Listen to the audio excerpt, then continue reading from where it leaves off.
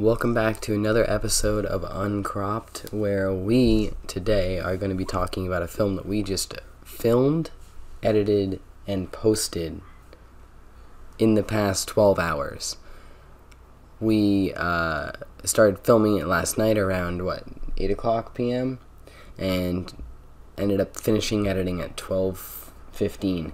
So we made a lot of progress in one night. So 5 hours it took us to the whole process of the film, and then we posted it this morning. So today I have the writer of the film and director, and we basically just shared a lot of the inspiration behind it. I have Dillon with me. What's going on? And Enzo, his first time acting in a film. It came out really, really well. Hello. And Enzo's here as well. Hello. So we're going to go watch that film and just write down notes about what we think and stuff to mention. And it's going to be interesting to get the actor's perspective to hear what kind of mindset he was in. And what kind of mindset I was in. Sure you want to hear that? We'll be right back. Stay tuned.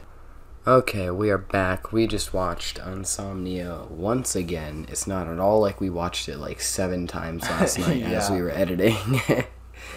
So, first off, I want to go to Enzo and ask, how was that experience acting? That was your first experience acting. You approached me, you were like, I want to try acting in a film. And I was like, Dillon probably has a film ready to go. Yeah, I will say that for my first experience acting, a really good experience. Like, I didn't feel like any pressure or anything, so I feel like that was a good way to like start off if like I wanted to like actually get into this, which I probably do, honestly. I think it was a really good first experience to be around people that I not that I just know, but I have been around before. Like, well, obviously Michael's my brother, and Dylan's like the half brother, like from Twice Removed, you know, because like I've known him for a while because he's Michael's friend, right? So, but for 3 years now? Jeez, 3 years, yeah. So it was a really good environment. It was just the 3 of us, and we were just messing around and doing this really cool thing. But like it was also serious at the same time. Like I got into a zone and I made funny faces and serious faces, and then we have said one line. So yeah, we have a nice blooper reel for this. So maybe yes, we can post that at some point. I know. But personally, I think it was my like perfect first project to be acting on because there was only one line, and God knows I really need to like practice my line delivery. Well, a lot of it also was like the body movements, which is arguably the most important part of acting, is getting those body movements down and the visual representation. Physical acting is part of acting too. It's like the most physical important acting part. is my favorite part. I know, it is my favorite part. I know that you're gonna say, "Oh no, shit," but it's true. Like it's just so, line it's delivery so much fun. is one part of it, You know what and to say, that's why I give more action than dialogue. Is that yes, I can write dialogue, but working with non-actors, you know, they're not experienced. None of us are professional actors, so yeah, exactly. It's better to show actions and emotions than saying lines that could come out really cheesy. Yeah. You know what they say, actions speak louder than words. Exactly. You know what speaks louder than actions? I don't know. There was a saying after that and I completely forgot it. So my question for you, Enzo, is did you have any sort of like mode you had to get into, or like any sort of thing that you had to mentally transport yourself into to be able to act in this role? Well, or was it just go as you like, do whatever? At first it was kind of do whatever, and then I kind of realized that I am acting better in this particular role. Like, the dude's sleepy, he just woke up, right? And he's scared. So like all I did was just kind of like make myself really sleepy, especially with like the first scene where you were lying down for 3 minutes. Okay, the first thing we did was in the bedroom. We just got shots of me sleeping, and I actually fell asleep for like a solid 30 seconds, and I actually got woken up. So like I was It's like method acting. It's like method acting. It was method acting, and hey, we're all tired people, so it works. And Yeah, was exactly. shot We were pretty tired because we just went to like what 99, and Yeah. we just waited for like 20 minutes with like screaming children around Oh my us. god! Yes. Yeah. And It's the perfect role for you, for all of us. exactly. We were not remaking Andy Warhol's Sleep. I will mention that. So going into the film itself, like obviously Enzo, you did a great job, better than I expected for your first film. And that's coming from your brother. That's the nicest thing this man has ever said to me. Put that on I note. think that's a lie. No, But okay. that is the nicest thing this guy's ever said to me. But no, like genuinely, like I was not expecting you to get into that much of a zone, and us to be able to get through that as quickly. I was expecting us to have to shoot half of it at night, half of it in the morning, or something. Yeah. Going into the film itself, like as we watched it through, I took some notes. First thing I absolutely love about this film is the dripping audio of the water. Like one of the first shots you see. It was so good that it made me uncomfortable. Like hearing that noise makes me uncomfortable, and that's how you know you did a fucking good job. Yes. Well, the thing is, we had an audio dripping, a dripping sound effect before, but it was just straight on the patter of the like. It was just on the sink. Floor of the sink. But I was like, Dillon, we need to redo that, and we just recorded on an iPhone. On his iPhone, and we just did it into like another pile of water, and it sounded so much better. Added a little reverb, and it came out so Reverb. well. Yeah, the first Add a sound, little bit of reverb in there. the first recording sounded a lot like rain. This one sounded much more like This water sounded dripping. a million times more dramatic. And one thing I love about this film is, I don't know if you intended it for it to be like this way, but once I got my hands on the footage, I was in a zone. I was like, nobody bother me, just let me edit, and I just put stuff together. But I don't know if you intended it to be like a slow ramping up of the drama, but that's what I made it. I did intend it to be a slow ramping up of the drama.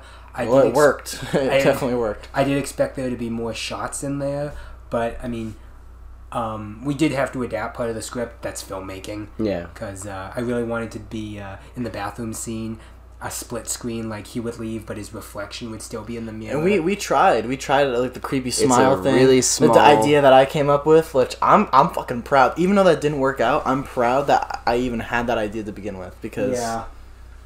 Yeah, it was a good idea. I just think that unfortunately with that small of an area, if we had like a bigger bathroom like the one in our house or whatever, we would have totally been able to do that. But Yeah, unfortunately, the one in the studio would have worked so yeah, perfect. that's for a that. huge mirror. Yeah. And that's what I was thinking. I didn't know Mikey had such a small bathroom. But, you I know, didn't know either. no film ever comes out 100% the way you want it. Nobody's perfect. Looking back, know what we could have done?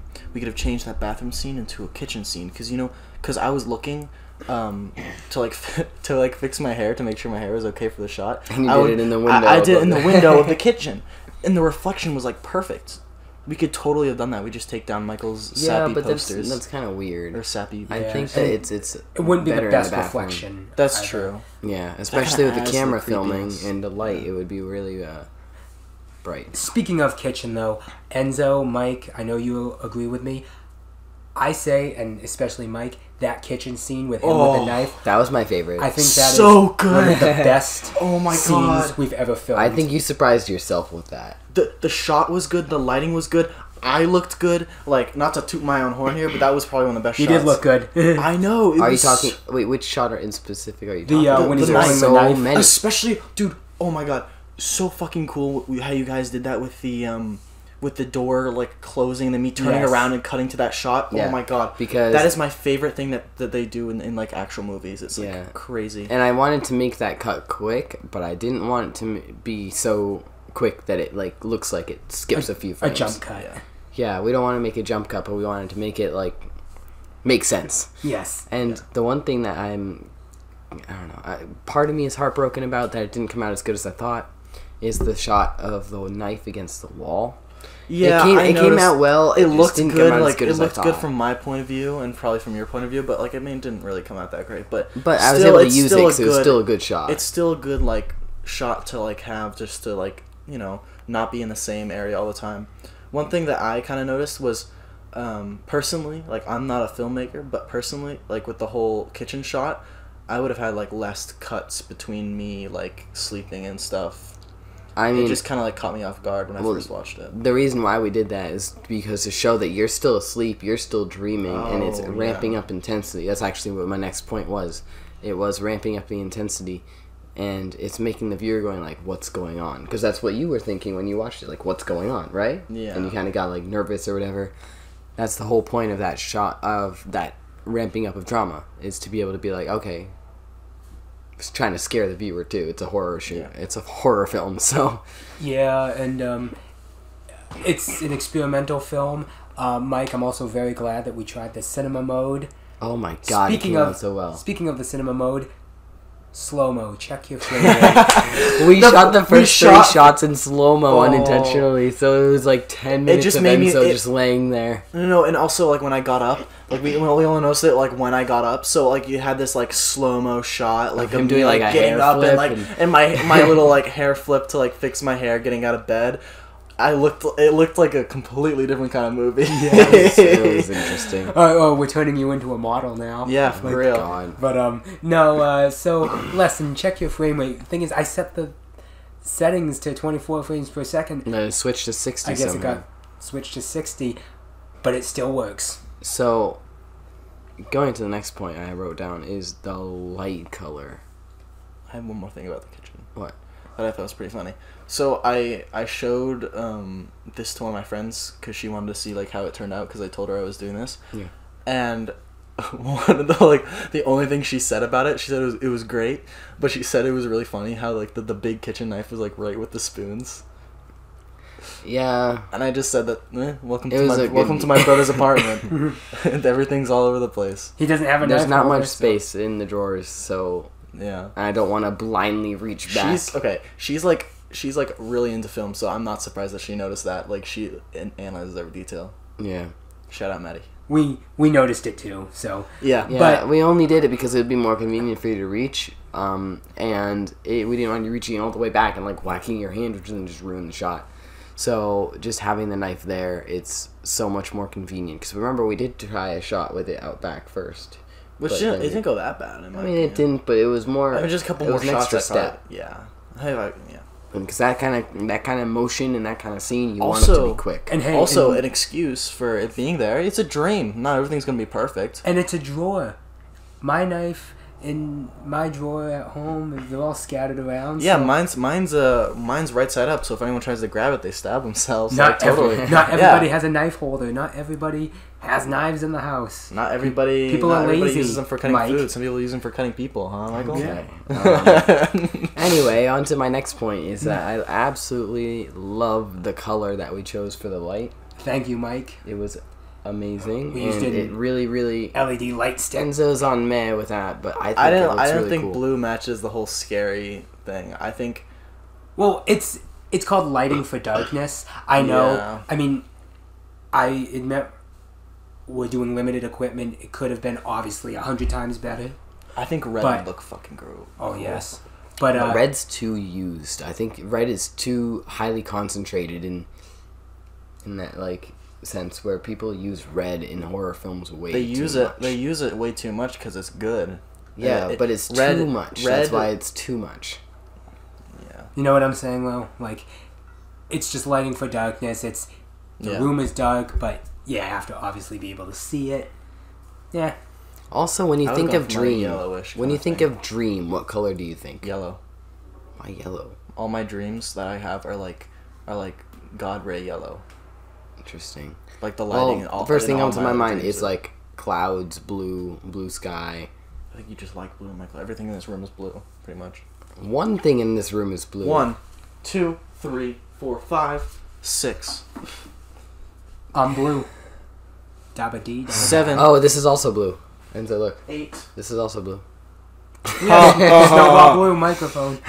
Don't forget the Red Sox logo. That's okay. Anyway. No, I just think the color of the light was really good. In either case, lighting was good. I see why we could have done better, but for what we did, this was the more it's definitely a step up from, like, the natural light we've used in the past for, like, hide and sleep and Last Stream and all of our other films. For sure, yeah. I'm still working on lighting. We're still working on our lighting skills. But I think we did pretty well this time. I wish I had my night lights. And then looking at the Dutch angle shots, I'm honestly glad that when we were filming, I was like, wait, Dillon, should we do Dutch angle for this one? He's like, yes! So I set up a Dutch angle shot, and it looked amazing. It was the first one looking at him with the bathroom in the background. I was like, Dillon, we got to do this. And that's the thumbnail. Yeah, it's a thumbnail now too, and oh my god. And then continuing that from the opposite angle. I mean, technically we did break the rule, the 180 rule, or whatever. Rule. But it's literally part of the film. No, but that was the Rules are point made to be break. broken, my friends. But I did that to break that because he turns around. It's like to make it even more confusing. Exactly, yeah. Again, rules are meant to be broken. You just said it over there. And yeah. Well, the cuts back and forth, I think that's awesome. I loved it. I didn't... If I'm honest, I had no clue what the hell I was going to do in editing when we were filming. And then as I got the footage, I was like, okay, start the kitchen scene and just build off of that. So that's what I did. It took me like, what? I was like in a zone, just like glued to the computer for like an hour editing. Enzo and I were watching Forrest Gump. Yeah, and these two were watching Forrest Gump while I had my noise canceling headphones on editing in this film. And we wanted to help you. We offered to help, and you I were was like, like, no, go give me away. my time. So But now and then I had to the whole from like the kitchen scene to the no, and then a cut to black. That's how far I had gotten. I'm gonna have to do my director's cut now. Yeah, no, don't do that. It's perfect the way it is, Dillon. Do not. That would just be terrible. Now I'm gonna have to. I'm gonna turn everything red. No. Yes. Anyway, so that was the editing process. Like I was just glued to my computer for an hour while they were watching Forrest Gump or whatever. It's true. And then I started with the video first, then it expanded on the audio, and then transitions. And then I added the beginning and the end parts because I kind of wanted Dillon to help me go through that because I didn't know exactly what his vision was for that. Mm-hmm. So, in all, if we're thinking editing took like maybe 2.5 hours. Yeah. Probably accurate right there. I'll be honest, I forgot to shoot one scene, so I did it with Enzo real quick. Yeah, while I was editing the rest, yeah. That happens. Which is the kitchen scene, the first thing you see. Yeah, because in my eyes, and in the script too, he needed an establishing shot, like, okay, he's going to bed, so and also, like, he's already a little wary of something in the apartment, because you see it, he's, taking a drink of water, but he's looking around, like, something could be here, shakes it off, shuts the lights off. I should have been a drink of rum or something like that. Well, the issue with that is you're not of age, so... Says who? The government. Says your age. Says the government, Michael. When was the last time you listened to the government? Exactly. I pay taxes. No, he doesn't. Yeah, get out of here. Anyway, so we're gonna go to the my last point, and if you guys have anything to add, you can. The warp stabilizer at the end with the POV shot. I don't know what that is. It's a big word. You know how it looks wonky? It looks like kind of like glitchy. I'm the talent. I'm not the editor. Do you know what you have to understand the words I'm saying though. No, you know how it looks kind of weird and wonky when looking around? Oh, yeah. That was actually an attempt to put a warp stabilizer on it, which normally just smooths out the video to make it less shaky.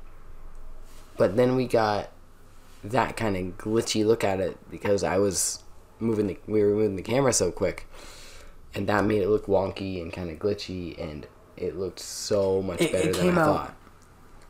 Unintentionally, intentionally, it came out very well. Oh yeah, for sure. But yeah, that was a funny thing I wanted to mention. Anything else you have to add? Because we did a lot in a short amount of time. I call this a spiritual successor to Hide and Sleep. It is part of the Dream series that I love working on. Short, again, 2 to 3 minute films about someone having a very weird dream. Or had to add the question, what do you dream about at the end? Mike, I call this to like a more professional Hide and Sleep. Yeah. So, and I think it came out really well. I think so too. I think it was a million times better. And personally, the way you edited it, I I didn't expect it to be like that, but I've come to appreciate it. Yeah. Like, I know. I could tell on your face you were like, kind of like, what is he doing? I imagined more shots, but I thought this film would be a bit longer. Again, we had to cut some stuff for technical and obvious reasons. Yeah. But, you know, it came out well. Too bad we couldn't add the teddy bear in. Yeah, Just kidding. I know. That was a little cheesy anyway. But, no, I will say, Michael, thank you. Enzo, you did great, man. Thank you. Want to work with you again. I guess we'll have to talk to your agent and work Oh, out wait, that's salary. me. Yeah, my new agent. My brother's my new agent, apparently. Yeah. So Don't be a stage brother, like, you know, stage I'll moms. see you guys at the awards for the film festival we're putting this into, right? Yeah. we're gonna try and submit this if this gets a good response. But other than that, do you have anything else you want to add, Enzo? What do you call a gorilla with earmuffs? I don't know. Anything you want. You can't hear you, man. You know, I told that joke. This is really off topic. I told that joke in middle school for the talent show, and I had to like memorize all the jokes on cards. That was the only joke I've memorized, and it's stuck with me these entire years. I'm currently 18, right? And I memorized that joke when I was like 10 or 9. Okay, so next film we'll hire you as comedy. Oh God. Please, I need to be in a comedic film. So put me in like a rom-com or something. Oh wait, please. okay. Rom-com. Put me in a rom-com or some sort of action movie or just a comedy movie. Like, put me in like a John Wick clone movie. I would love to see me and Enzo in a comedy movie together. I think that'd be funny. That would be funny. That'd be hilarious. So Get writing, Dillon. Dylan, come on, let's go. I'm not the best. Come on, he's on his phone right now. He's already writing. He's writing down the idea I'm not the right best now. comedic writer, so Oh, I can help with that. I'm a really funny guy. I scare people. I don't make people laugh. Well, that's gonna wrap it up You for gotta, today's. You gotta walk out of your comfort zone. Sorry. That's gonna wrap it up for today's episode. We will see you next time. I don't know what film we're gonna do next time, I'm but not gonna be here, so it doesn't we'll matter. find out. Yeah, you're not gonna be here, so Yeah, it doesn't matter. have a great day. They only came here for me. Just kidding. No, That's they really mean. Have a great day, guys, and we'll see you next time on Uncropped.